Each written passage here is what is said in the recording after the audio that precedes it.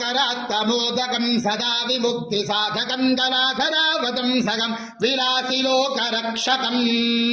अनायकैकनायकं विनाशिके भदैत्यकं नदाशुभाशुनाशकं नमामि तं विनायकम् न ते तराति भीकरं नवोदितार्कभास्वरं नमत्सुरारिरिज्जरं नताधिकापदुर्धरम् सुरेश्वरं निधीश्वरं गजेश्वरं गणेश्वरं महेश्वरं तमाश्रये परात्परं निरन्तरम्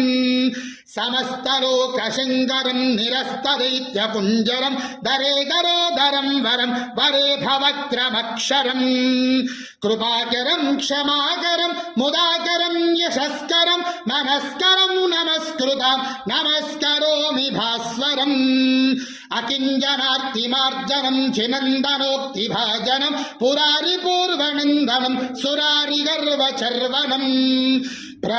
प्रपञ्चनाशभीषणं धनञ्जयादिभूषणं कपोलदानवारणं भजे पुराणवारणम्